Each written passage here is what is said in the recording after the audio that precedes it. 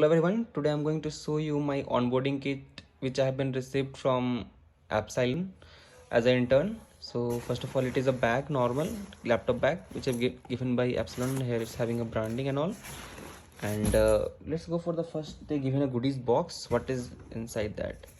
So this was the box basically, and first it was a mouse, a bottle, one diary to take down the notes and all, and one coffee mug, and here we got one sanitizer and this thing for the bottle and all.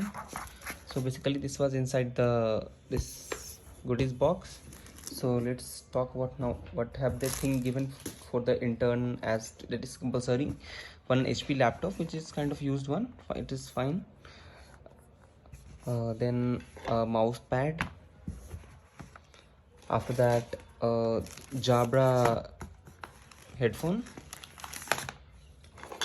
charger, HP mouse, and this was the cover of the headphone. And last, this was a badging. Thank you for watching this video.